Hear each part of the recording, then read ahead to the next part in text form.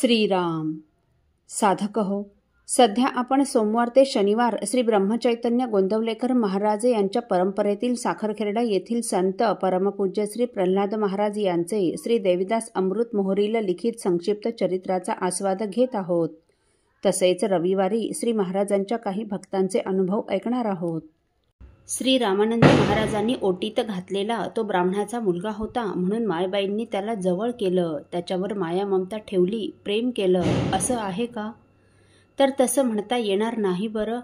पुढे आमचे रामजी माळी काका त्यांचे वडील वारल्यानंतर साखरखेर्ड्याला श्री रामानंद महाराजांच्या दर्शनासाठी आले.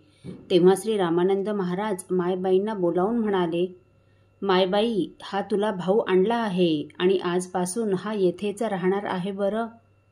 त्या रामजी माळ्यांना आमच्या मायबाईंनी भाऊ मानून तितक्याच ममतेने ठेवून घेतलं. अहो, आमचे यज्ञेश्वर काका अगदी लहान असताना त्यांच्या आई मंदाकिनी म्हणजे गंगामाईच्या धाकट्या भगिनी वारल्या, तेव्हा यज्ञेश्वर काकांचाही सांभाळ मायबाईंनी अत्यंत ममतेने केला. आपल्याला आई नसल्याची जाणीव त्यांनी या आपल्या भाच्याला कधीच होऊ दिली नाही. सर्वांवर सारखं प्रेम करणाऱ्या व सर्वांना आपल्या मातेप्रमाणे वाटणाऱ्या आमच्या गंगामाय सुनांना माऊली वाटल्या नसत्या तरच नवल. अहो, त्यांच्या प्रेमामुळे सुनांना माहेरी जावंसं वाटत नव्हतं. त्या कधीच माहेरी जाण्याचा विषय देखील काढीत नव्हत्या.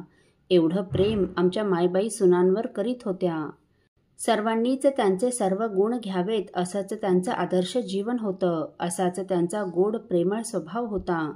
म्हणूनच तर त्यांच्या पोटी असे साक्षात्कारी महात्मे जन्मास आले ना. अहो, श्रीराम दर्शनासाठी श्री रामानंद महाराजांच्या दर्शनासाठी आलेला प्रत्येक जण त्यांच्याही पाया पडण्यासाठी येत असे. सर्वच त्यांना नमस्कार करून त्यांच्या तब्येतीची विचारपूस करीत. मायबाईही प्रत्येकाची त्याच्या कुटुंबाची आस्थेने चौकशी करीत. श्री रामानंद महाराजांच्या मंदिरात राहायला आल्यापासून तर दर्शनास येणाऱ्यांची सारखी ये जा चालू असे.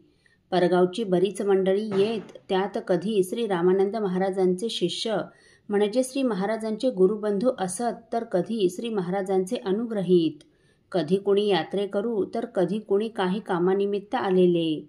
परंतु त्यांच्याकडे आलेला कोणीही कधीच त्यांच्याकडून विनमुख जात नसे. गोरगरिबांना तर त्या नेहमीच मदत करीत असत. गावात आलेली माहेरवाशीन मंदिरात दर्शनासाठी आली म्हणजे मायबाईंनी तिची जिजीमायकडून खणा नारळाने ओटी भरावी, तिला सौभाग्याचा आशीर्वाद द्यावा.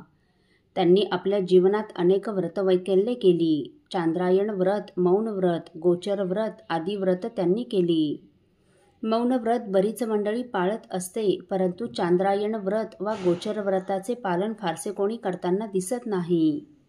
चांद्रायण व्रत हे कुठल्याही महिन्याच्या शुक्ल पक्षातील प्रतिपदेपासून सुरुवात करतात. शुक्ल पक्षातील चंद्र जसा एकेका कलेने रोज वाढतो, त्याप्रमाणे शुक्ल प्रतिपदेला दिवसातून अन्नाचा फक्त 1 घास खायचा, द्वितीयेला 2 घास खायचे, तृतीयेला 3 घास, याप्रमाणे वाढवत जाऊन पौर्णिमेला 15 घास खायचे आणि दुसऱ्या दिवसापासून म्हणजे वद्य प्रतिपदेपासून अन्नाचा 1 घास कमी करत जायचे. प्रतिपदेला 14, द्वितीयेला 13, तृतीयेला 12 असं करत करत चतुर्दशीला 1 व अमावस्येला पूर्ण उपवास, असे हे चांद्रायण व्रत मायबाईंनी केलं. गोचर व्रतामध्ये गाईला गहू खाऊ घालायचे. काही गहू तिच्या शेणातून तसेच बाहेर पडतात. ते शेणातून प्राप्त झालेले गहू स्वच्छ धुवून व दळून त्याची पोळी वा पानगा करायचा व तीच पोळी वा पानगा रोज खायचा.